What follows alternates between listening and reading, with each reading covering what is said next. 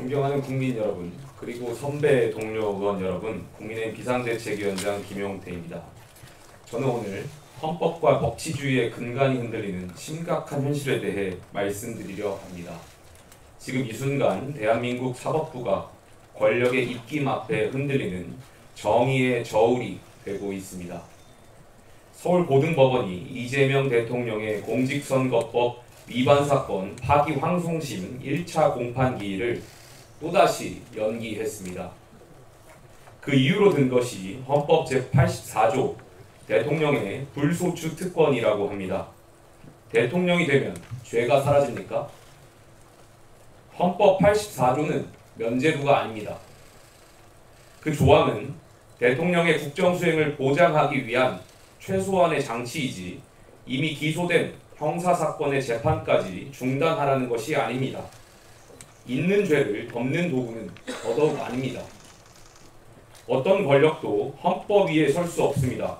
이는 대통령이라고 해서 예외일 수 없습니다. 분노해야 할 지점은 분명합니다.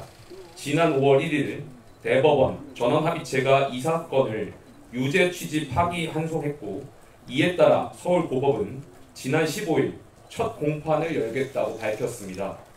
하지만 당시 이재명 후보 측은 선거운동 기간을 공평하게 보장해달라며 기일 연기를 요청했고, 법원은 그 요구를 그대로 수용했습니다. 이번에 또 미뤘으니 법원 스스로 통치 권력의 눈치를 보고 있다고 자인한 것이나 다름없습니다. 물론 우리는 알고 있습니다. 대통령의 직무가 헌법상 보호를 받는다는 점을 말입니다. 하지만 오늘 서울고법의 판단은 한마디로 사법의 유예입니다. 권력의 일정에 순응한 개별재판부의 결정입니다.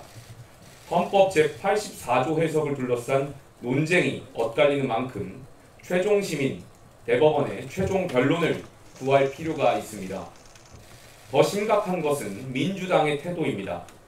개별재판부 판단에 맡기면 곤란하다면서 형사소송법 개정을 추진하겠다고 합니다. 대통령이 됐으니 아예 재판을 하지 못하게 막겠다는 것입니다. 이쯤 되면 사법부를 헌법이 부여한 독립기관으로서가 아니라 정치 권력의 하명기관쯤으로 여기는 것입니다. 존경하는 국민 여러분, 법 앞에 모든 국민이 평등하다는 헌법 정신이 무너지고 있습니다. 이재명 대통령은 유권자를 기만한 혐의로 대법원에서 유죄 취지 판결을 받았습니다. 그런데 대통령이 됐다는 이유 하나로 이 사건을 심리하지 않는다면 그게 과연 사법 정의에 맞습니까? 죄 있는 권력자는 법망을 피해도 괜찮다는 뜻입니까? 우리는 지금 대통령이 된 순간 죄가 정지되는 제왕적 불소추 특권 국가로 가는 길목에 서 있습니다. 국민의힘은 침묵하지 않겠습니다. 사법부가 눈을 감는다면 우리가 국민을 대신해 부당함을 고발하겠습니다. 정의의 이름으로 맞서겠습니다. 이 자리에 함께 하신 의원 여러분들과 함께 헌법 질서를 지키기 위한 입법적, 정치적 대응에 나서겠습니다. 아울러 법원에도 촉구합니다.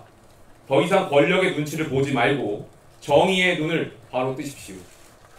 그렇지 않으면 이 나라는 헌법 위에 권력이 군림하고 법치 대신 눈치가 지배하는 위헌공화국이 될 것입니다. 존경하는 선배 동료 의원 여러분, 저는 어제 당 개혁 방안을 발표했습니다.